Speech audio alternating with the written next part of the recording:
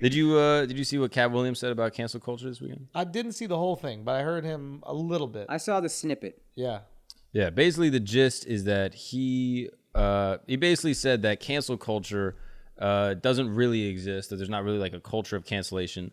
And he uses this quote: if you ask all the people that didn't make it in the NBA, if you ask them, if you just lower the goal down another foot, they would all tell you that they would make it. Nobody likes the out of bounds, but the out of bounds got to be there or else you'll run into the stands. No one likes the speed limit, but it's got to be there. No one likes the shoulder of the road, but it's got to be there. And if you ask people, I don't know who we got canceled that we wish we had back. Who are they? If it's done for the reason it's done for and it helped who it helped, that's all that's going to happen. Blah, blah, blah. And basically it says that people back in the day, when they could say whatever they want, maybe they weren't all that funny anyway. I don't disagree with a lot of what he said. I think there's a more nuanced way to say it. I think you also should be allowed to, if your intention is to try to be funny and you fucked up, you should be allowed to try again.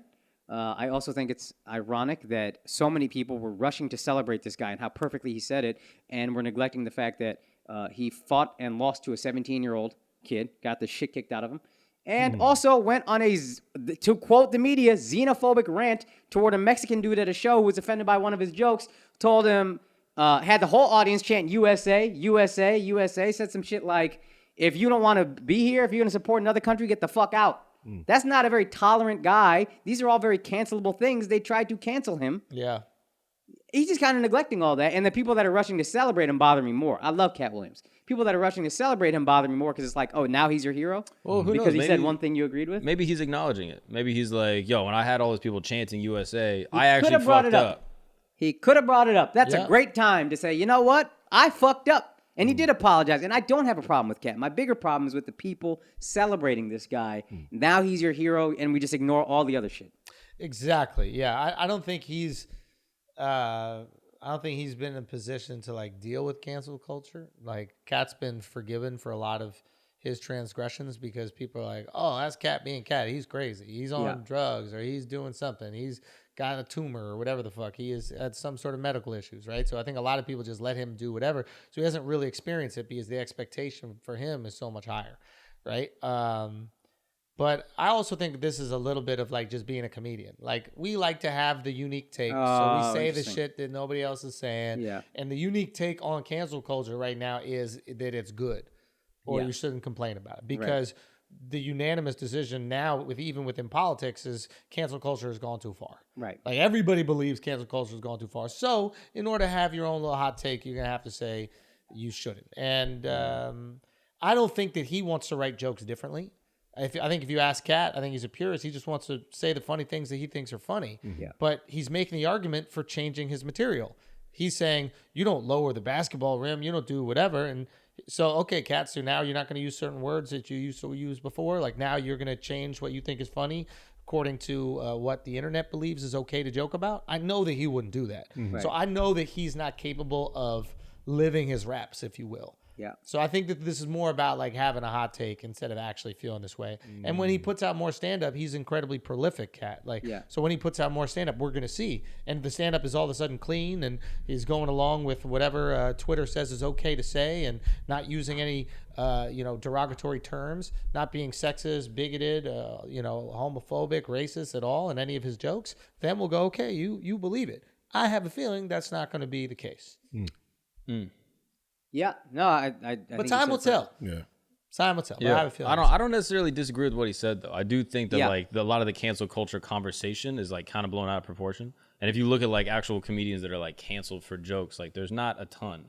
And like most people that are canceled are like for actual bad shit, like Cosby or whatever. Like it's typically I find like for actual bad things. It's less like it's more the fear of cancellation that I think people are concerned with. Mm-hmm. And that inhibits the creative process. Mm-hmm. So it's like, how often does it really happen? Maybe not that much. But things only need to happen a couple times for it to create a fear. Mm-hmm. Like the fear of getting into like, being in the water and getting eaten by a shark is way more prominent than the actual occurrence. Sure. Right? So we often dictate our behavior based on the fear, right? Not how likely it will be. Yeah. And I think that's what a lot of like creatives, comics think about. They're like, oh, I'd like to do this joke, but like, what if it gets out there and I get canceled and I lose my sponsorship and all this? Okay, I won't do the show.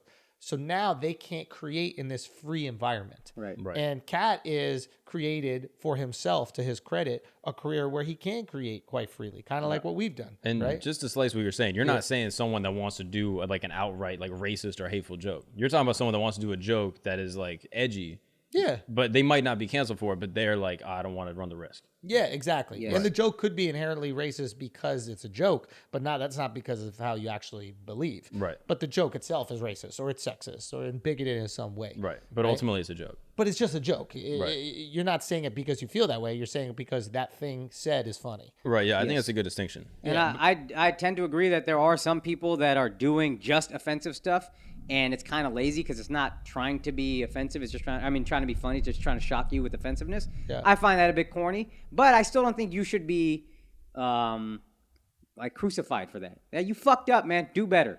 Yeah. That's the thing. And you the do audiences better. will decide. Like if enough people support that kind of humor, then you'll have that kind of humor and you'll have that kind of audience and you'll be fine. Yeah, that's fair too. And but just the idea of like the ability to go out there and create without being concerned. Yes. I think is important for us. It is so hard to be creative. Every obstacle that comes in here, I'm that much more in my head. I'm that much less funny. Yeah. Yeah. I will say one thing that I didn't like about his comment and that I disagree with is that he makes, I think, a false equivocation between like sports and cancel culture. Yeah. Where he goes, there's boundaries for a reason. There's a speed limit for a reason. And my thing is like, yeah, but those things are decided upon by a governing body. Like there's the NBA or there's the government that comes together and says, yo, this is how these rules are going to operate. And everyone that is in our jurisdiction is going to operate under those rules. Yeah. Whereas with cancellation and like the mob, quote unquote, on the internet, a lot of times it's dictated by like academia. It's dictated by like Nerds in their random basement. people on Twitter. Like there's no consistency or coherence.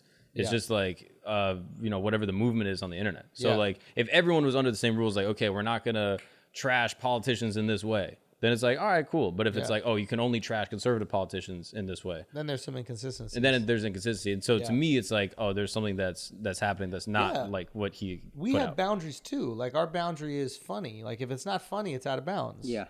Right? So the second it's not funny, everybody just goes, hey, buddy, regardless if I agree with the politics or not, the joke wasn't funny enough. Yeah. And you're not canceled for that, but effectively you are. If you only tell unfunny jokes, nobody wants to see you, and then you don't have a career. Right. You've canceled yourself. Yeah. So I think that does already exist, but I think he's misconstruing what's really going on. Right. And I don't chalk it up to ignorance because Katt's like a really smart guy. And the guy will read, the guy will dig into it. Like I'm sure he's abundantly, it's abundantly clear to him what cancel culture is. I don't think he's just like riffing. Right. Like, he knows what it is. He's aware, and he knows all the controversy around it. And he's choosing to have this take, but it is what it is.